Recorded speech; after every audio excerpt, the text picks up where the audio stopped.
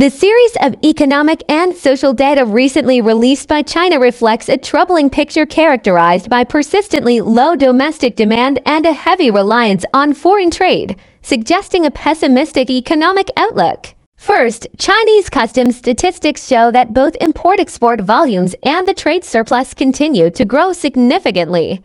In April, the total value of China's goods trade reached 4.38 trillion yuan, an increase of 14.2%. Within this, exports were 2.48 trillion yuan, up 9.8%, and imports were 1.9 trillion yuan, up 20%. Converted to US dollars, China's trade surplus for April stood at $848.2 billion.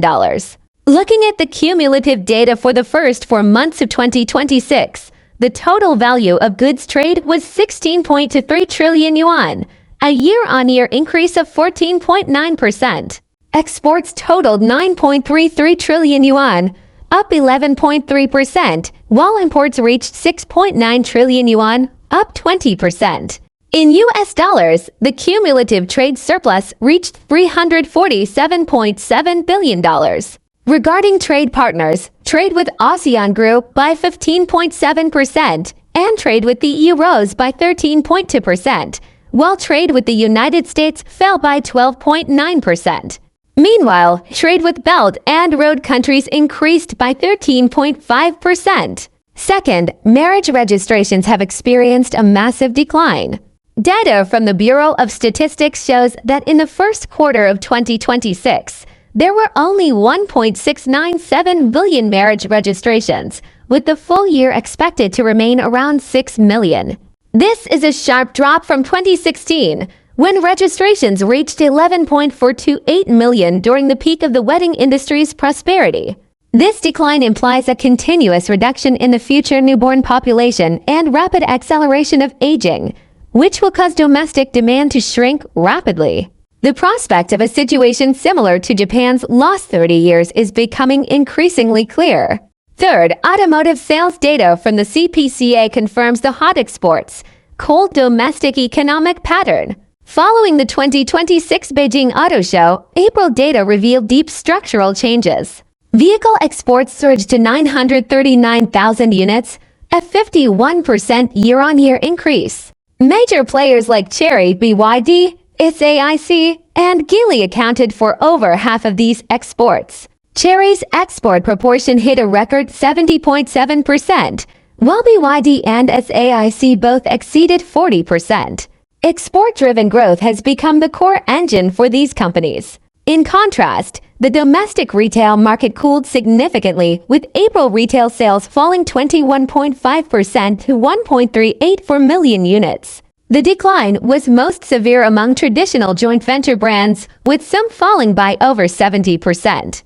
Analysts believe the shrinking internal market is due to the contraction of the internal combustion engine market and a wait-and-see attitude among consumers. Fourth, a documentary on the lives of delivery drivers has revealed a cruel struggle.